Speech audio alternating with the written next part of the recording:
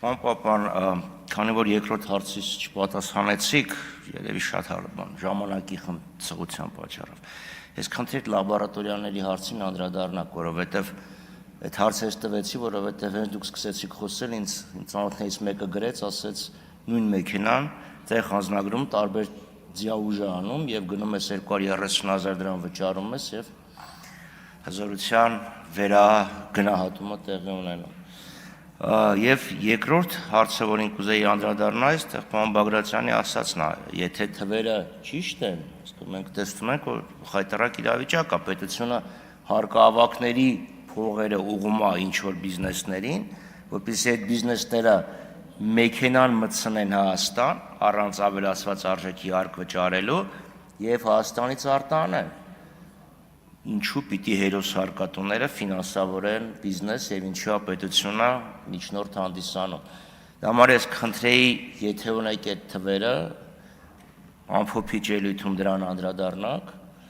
իսկ եթե չունեք, կարծում եմ ճիշտ կլինի, որ գոնե երկրորդ ընթերցումի առաջինից երկրորդ ընթերցում անցնելուց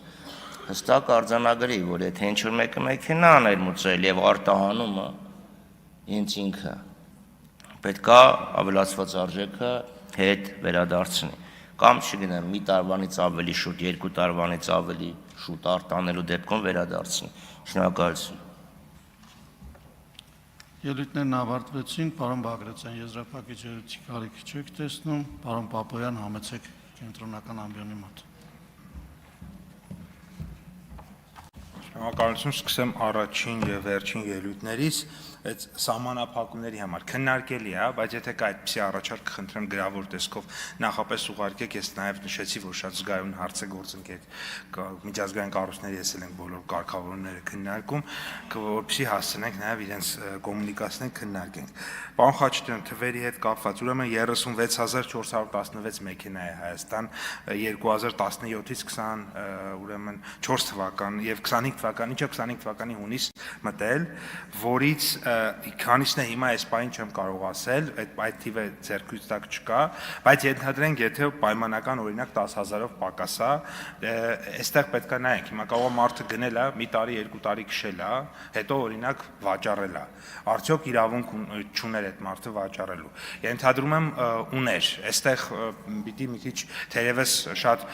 զգույշ լինենք, այլ հարցա, որ կարող է շատ կարճ ժամանակի համար ինչ-որ սահմանափակում մեխանիզմ դնենք, որ այդ վերարտահանումը չսպասարկի,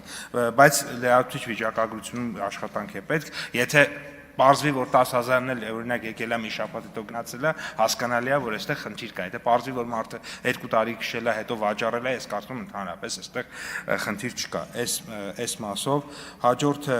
ձիաուժների հետ կապված է, ձիաուժների հետ կապված քննարկում իրական մենք ենք սկսել, մենք տեսել ենք, որ կա հնարավորություն, որ օրինակ X մագնիշի անունը չտամ մեքենան ոչ թե 1 միլիոն դրամ վճարեն, այլ 300,000 դրամ, ու մենք ասել ենք, որ ուղղություն ենք ցույց տվել մարդկանց, ասել ենք կարա գնաք այս բանը անեք, որովհետև ԵԱՏՄ-ում այսպիսի բան կա։ Բայց նաև հիմա հաջորդ բանն ենք անցել, հաջորդը ասում ենք, որ եթե մեկը բերեց այս անունը կարծեմ Զիկեր է այդ մեքենայի, ասում է այս մեքենայի այս մոդելը ենթադրենք 300,000 դարձրեց իր թղթով, այդ նշանակում է ինչքան բազայում մեքենա կա, ավտոմատ ինքը դառնում է այդ տրամաբանությամբ, հիմա այդպիսի աշխատանքներ են անում կառավարությունում, պարոն Թունյանը հենց այդ նկատի ուներ, որպեսզի կարողանանք ավելի արագացնենք process-ը, Քվոտայի մասին կարծես խոսք եղավ, ուղղակի եթե կարելի է 1 րոպեում արագ ավարտեմ,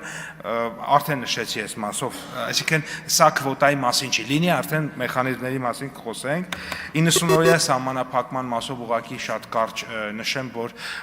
Դումայում հիմա նախագիծ կա այդ մասով, իրենց ընթացակարգերով գնում է առաջ, առաջիկա օրերին Ռուսաստանի Դաշնությունում այցելնելու կառավարական այդ հարցը լրացուցիչ կքննարկենք, դեսպանի հետ եմ հանդիպել, դեսպանին եմ